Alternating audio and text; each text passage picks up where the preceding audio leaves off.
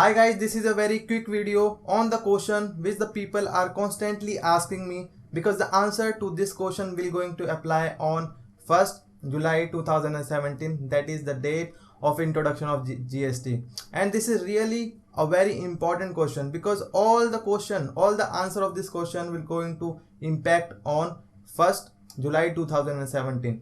So someone mailed me and asking and saying that please send all the approved format like the invoice format, delivery challan, debit and credit note, receipt voucher, refund and payment voucher, etc.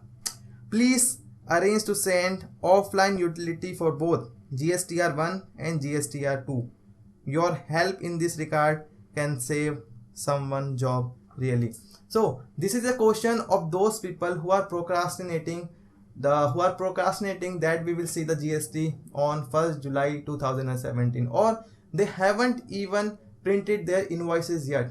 So there are some people who are not taking this GST seriously because they are just procrastinating that we will see the GST on 1st July 2017, and now the date is coming closer and their query is also frequently. So for all those people who haven't printed their invoices yet, or for those people who wanted to start their new business and they are still confused that regarding that question like invoicing, and then they have a lot of question like the composition scheme, transitional provision, etc. So for all those people I have collected the query which is really useful, which is really helpful for you, and it will give you the answer of almost every single problem which you are facing. And if you have also a query relating to the 1st July 2017, then you can send me an email. Alright, so the first query of that person, that whether do you have any invoice. So for invoicing I have given you the link in the description which is regarding the invoice format. I have received that format in my WhatsApp group and I found it nice. So you can download the invoice. That is just a format. You have to edit the invoice, and the invoice is in Excel file. So you have to also take care of a lot of things. You have to edit the invoice, you have to mention your company's name, then GSTIN, etc. So that is just a format and you have to modify the format accordingly. And the second question is regarding the offline utility. He is just saying that can you give me the offline utility. So for your record, you can easily download the offline utility for filing GSTR 1 and 2 from your user ID and password, or from your account in www.gst.gov.in. So when you log on to gst.gov.in, then you can easily download the offline utility from the download section. So that is a query of that person. But a lot of people also have a lot of query, like the query is like the state code. What exactly is the state code? So for those people who wondering that what exactly is the state code, so I have given you the link in the Excel file which is also given down in the description, and from that file you can check out the states code, because in a lot of places you have to mention the state code. So state code is like the for Uttar Pradesh, the UP or etc. So there are a lot of states, so for each state there is a state code. So if you want to check out the state code, then check out the link which is given down in the description. And then the person are also asking me that whether we need to quote the provisional ID or the ARN on the invoices as on 1st July 2017. So let me just tell you that you have to quote the provisional ID of the person who have migrated into GST, because they didn't have the GSTIN number.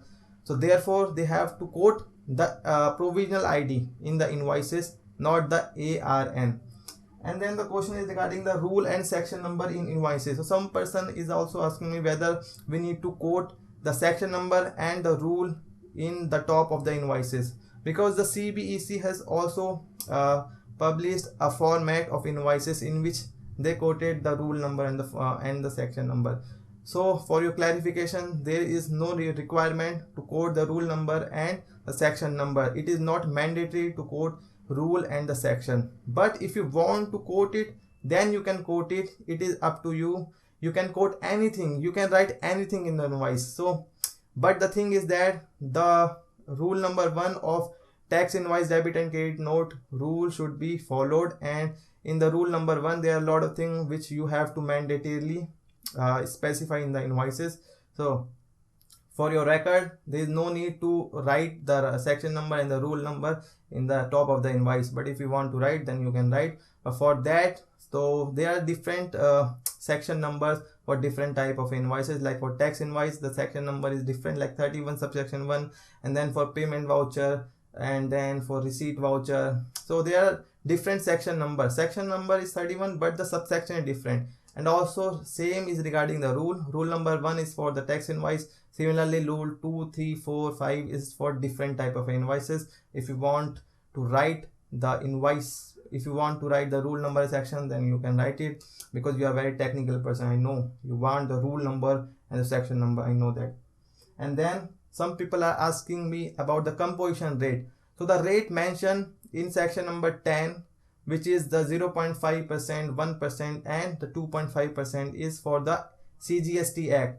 So similarly, the rate is for the SGST Act. So if you check out, the effective rate would be 1%, 2% and 5%. So remember that the rate which is mentioned in CGST Act is for the CGST, and the rate which is mentioned in the SGST Act of respective states will be of the that state. So if you have to combine both the rate so that you can effectively pay the tax. So in effective way, the tax rate is 1%, 2% and 5%, 5% in case of a restaurant.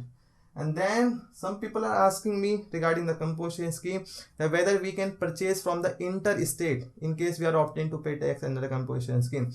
So look, in the composition scheme, you cannot sell, you cannot supply the interstate supply, because that is one of the condition, that is one of the condition to avail the scheme. So therefore you cannot sell the goods in the other state. But what about the inward supply? What about when you purchase from the other state? So for your record, that is allowed.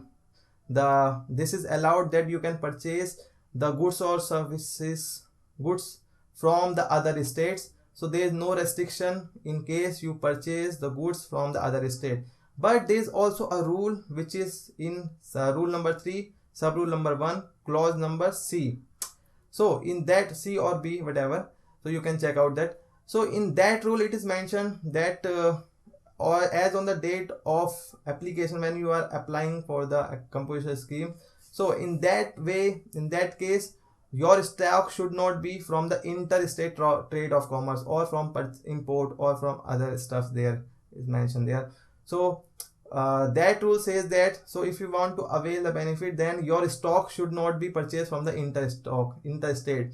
So for your clarification, that rule will be applicable only in case you are migrating from the earlier law to the GST law. That will only applicable in case you are migrating in the GST. So when you are migrating, your stock should not be in the interstate trade of commerce. But in case you want to newly register as a composition dealer, then you can purchase after the appointed date. Also you can purchase freely from interstate, but at the time of closing, when you are want to avail the composition scheme, then also there is no such condition that your stock should not be in the interstate trade of commerce, because rule number 3, sub rule number 1 and clause number B or C, whatever, I don't exactly remember the clause number, but there is a clause which says that your stock as on the appointed day should not be purchased in the interstate trade of commerce or import or other thing. So for that is the condition only in case you are migrating from earlier law to this GST law.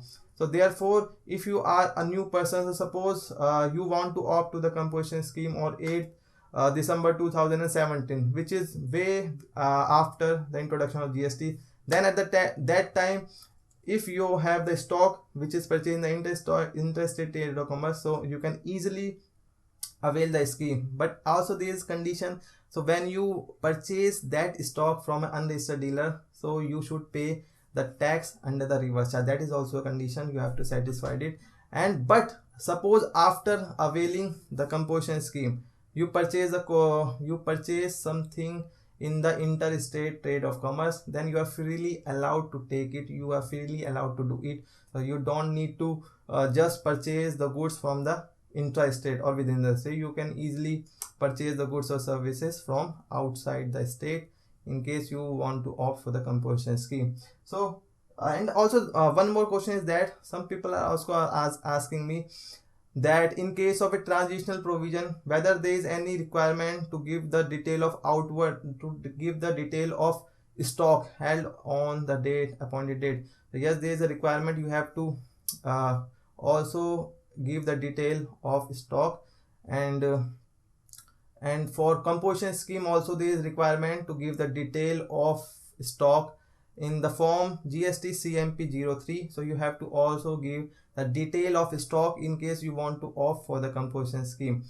And also one person asked me a really nice question. They want to ask that my business has been stopped way before the GST, but now I am selling just the fixed assets, and the selling price of fixed asset would be below 75 lakh rupees. So whether I can avail the composition scheme? So I said yes, you can technically avail the composition scheme, because in that case aggregate turnover includes the sale of goods, and goods also include the capital goods. So therefore you can technically give the you technically get the scheme, but that is not the objective of composition scheme. The objective of composition scheme is for those person who are really small. So in case you have stopped your businesses and you just wanted to sell out your assets, so in that case you should not opt for the composition scheme, because that will be against the objective of the composition scheme. So therefore in my view you should not opt for the composition scheme, because that is not the objective. But technically you can do it, because there is nowhere written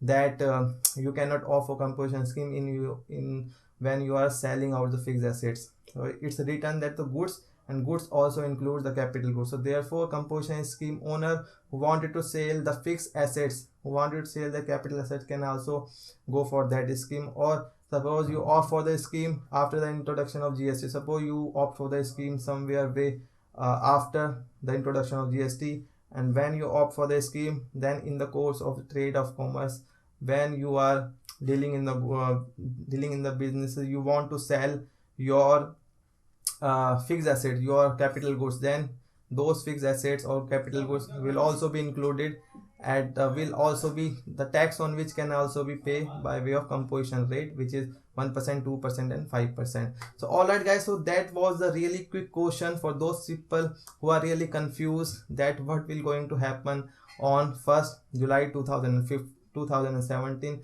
That is really cool question for those people who are wondering that what exactly will be the situation, and what exactly will be those questions which you have at your finger. So that was a really quick question, quick updates. So therefore it just help you people to deal in or 1st July 2017. So alright guys, so we will meet in our next video, which is regarding the RPQ on transitional provision. Alright guys, so we will meet in the next video. Till then, bye bye.